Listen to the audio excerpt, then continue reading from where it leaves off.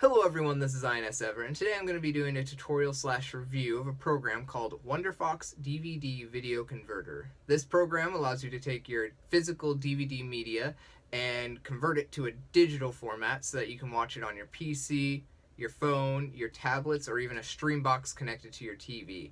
And also has several other features that I will be going over in this tutorial/review. So, let's get started.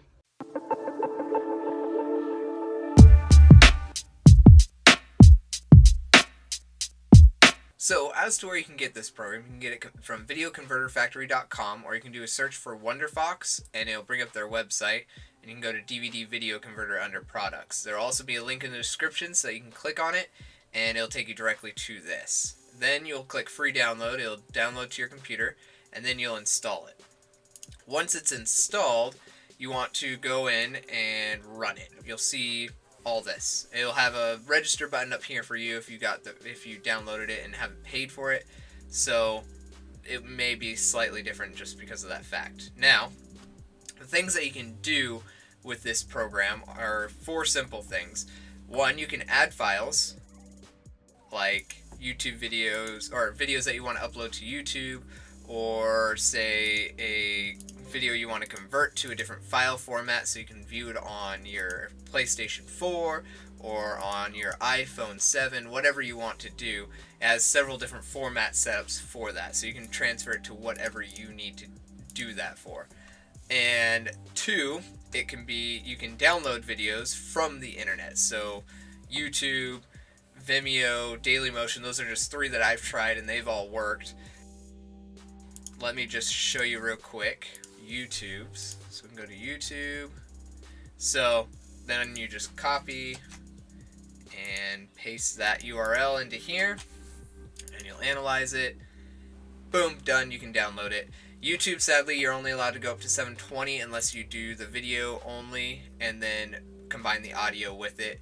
That's the only way to get 1080p video, but for Vimeo and for Dailymotion, you can download 1080p video from their websites directly. It's allowed.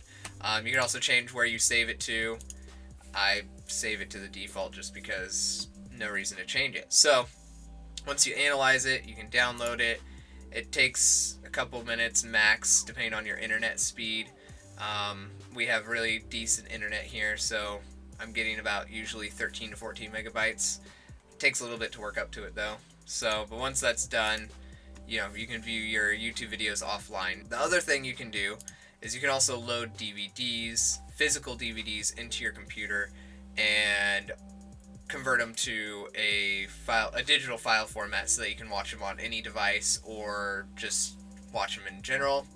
And you also have a Ringtone Studio. We'll go over that later because that comes with free and paid versions, so we'll just go over that. Now, as for add files and load DVDs, you can only do 5-minute videos on files, so you can only convert 5 minutes of video, and you can only do 5 minutes of DVD video as well. So I suggest getting the full paid version if you want to do full videos without having to wait, not having to go in and do 5 minutes increments to get them the whole video or movie that you have.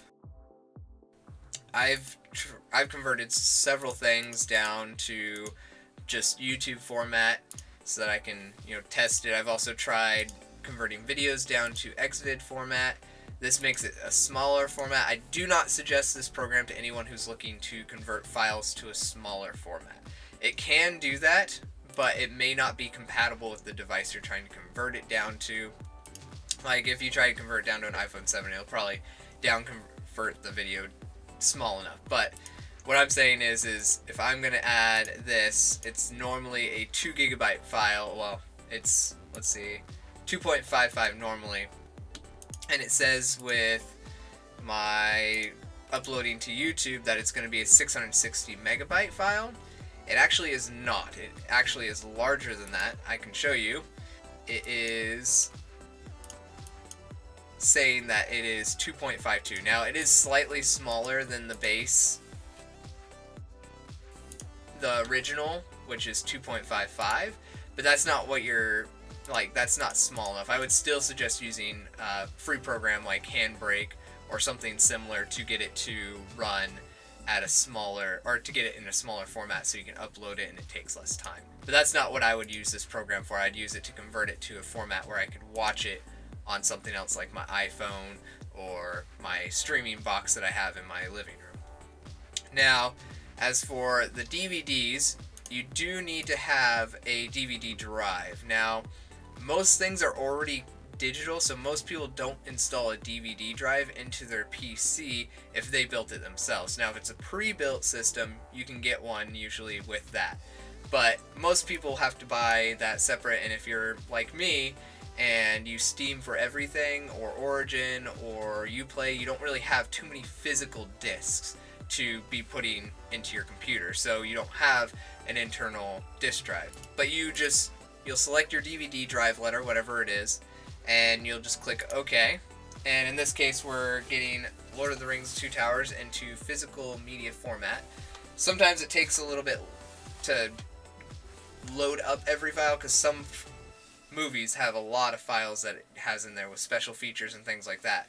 With Lord of the Rings The Two Towers, I have the special edition version, but the main disc is the movie. The second disc is the special features, so it takes a little bit less time to load up. Now, I can then convert it to whatever format I want, so I convert it to MP4 because most things can handle MP4, and then I would run, and usually depending on the size of the movie or the size of the length of the movie, it can take anywhere from 5 to an hour depending on the size. So in this case, it says it's going to take probably about 40 minutes. So we'll be back in about 40 minutes. So it is now done, and this is the full video. Dropped it down from a 13 gigabyte video to a 1.73. So it does downsample from DVDs, which is okay. You can then go through and just scroll and make sure it looks good. Obviously, this isn't HD quality or Blu-ray, so it's not going to look the prettiest. But still, you now have your physical media onto a digital platform, or put into a digital format so you can watch it on any platform you want. So then you can go in, and if you wanted to, you could even add that file to your conversion and convert it to then anything else that you want. So say you want to watch it on your PlayStation 4, go in and do that. You can also make it so that you can automatically do that when you load the DVD. Now, as for the bonus feature that I was talking about, there's a thing called a Ringtone Studio. Now, to make a ringtone for a phone, you have to go through several different things just to be able to make it. In this case, it makes it a lot easier. You just click on select your type of device. So in this case, I have an iOS device. I have an iPhone 7. And then you just go in and you pick the music you want. This is a YouTube music, so it's nothing special. And then you can drag it, and it has to be under 40 seconds. I have noticed a single problem with it. Sorry about that. There is a singular problem that I've had where sometimes I'll make it the almost max 40. I've never been able to get to exactly 4 seconds, which isn't a big deal. But I put it to as high as I can get it, and then I click save. I save it, and then it gives me floating point overflow. Now, everything I've looked up on the internet, it says this has something to do with the coding. I just kind of dragged it and dropped it down to the next lowest section and click save. Now, you're only cutting out like 0.1 or 2 seconds of the music, so it's not a big deal. You won't even notice probably. And then you just, when you do that, it works. It hasn't had any problems. Ever since when I did that, it worked perfectly fine. So, as to what this program does very well, it does well at taking your physical media, your DVDs, and converting them to a digital format that you can watch on any device, anywhere. It does a very good job at this. I had no hiccups except for one, where I was converting A Knight's Tale to a digital format, and it has 29 titles. And when I tried clicking on the program, it would say, program has stopped responding. Do you want to close program or wait for it to respond? In that case, I just waited for it to respond to see if it fixed itself. It did. It took it a few seconds to just kind of continue running, and it did that periodically, but if you just let it sit, it will go through it and won't have any problem. Also, it does very well at converting your current digital media to another file format that you can watch on any device anywhere. I think it does a very good job at that. It doesn't have too many hiccups with that either, so I never had a single video come out really grainy or anything like that. So it does really well at that. As for downloading YouTube videos and videos from other streaming services, I think it does a good job. It doesn't do too much different from any other program. I think the one thing that I do have a complaint about that is that you can't download videos in 1080p directly with the audio. That is kind of a bummer for YouTube, because that's where most people get their content. So the only suggestion I have is being able to download 1080p video from YouTube with the audio built into it as well.